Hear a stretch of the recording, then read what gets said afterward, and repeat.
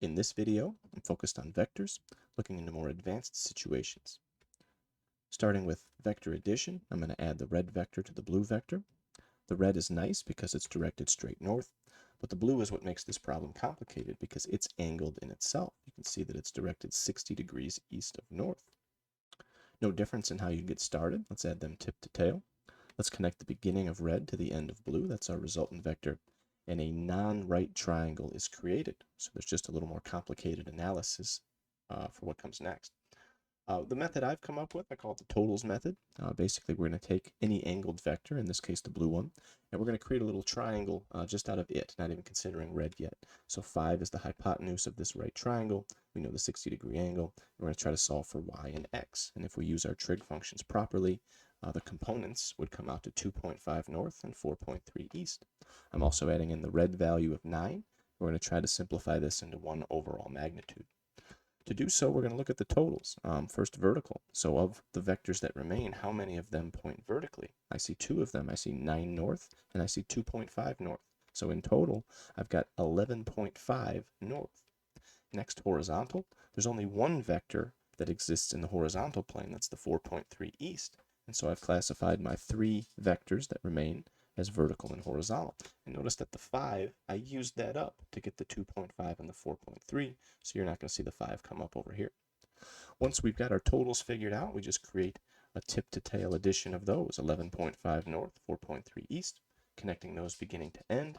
Now I can just use my right triangle trig and Pythagorean theorem to find my overall magnitude is 12.3, directed at 20.5 degrees east of north.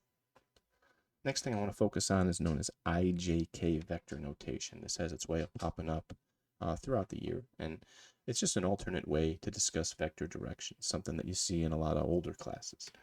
First, let's talk about the horizontal plane. We know that as the x-axis, but we can also write that as the I direction. So if you're going to the right, that's the positive x direction and also the positive I plane. To the left is negative x or negative I. So anything on this plane is our I plane. Next, vertically up and down, we know that typically is plus y and minus y, but the j direction is what y would be. And then finally, we've got our out of screen and into screen, kind of a three-dimensional way to look at this. I tried to show that with this angled vector here, but really consider that as being coming out of your computer screen or back into it. That's going to be our z direction. So really just compare x with I, y with j, and z with k. Let me show you just a quick example problem of how to use these. Maybe you're offered this. They're going to give you a vector, and they're going to write it in IJK notation. So you're going to see it as 4i minus 5j. And they want you to find vector d's magnitude and sketch it. So let's start with sketching it. I see 4i. That's positive 4i. I know the I direction is horizontal, so a vector directed in the positive I direction would look like this. And I just put the number 4 connected to it. Next, negative 5j, that's what will come next. J is the vertical direction, and negative means downward. So we're going to put a vector with magnitude 5 pointing downward.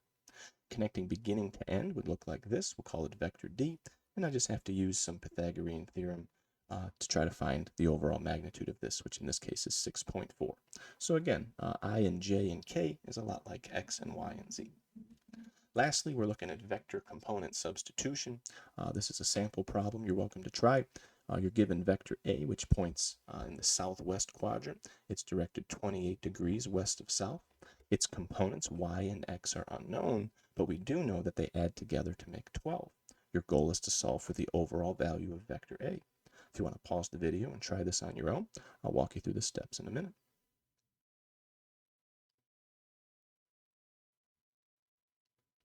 Okay, first thing we want to do is try to take some of these unknowns that we have and write them in terms of other unknowns. It's going to give us a chance to do some substitution later. So the first thing I'm focused on is sine of 28 relative to this angle. That's going to be x over a, but I could rearrange this to solve for x as being a sine 28. Similarly, I can use cosine to compare y with a and rearrange for y as a cosine 28. So now I can take both of these and plug it into our x plus y equals 12, and I've gone from having 2 unknowns in that equation, x and y, down to 1, which is just a. And now it just takes some algebra to solve for a, and it would come out to 8.9.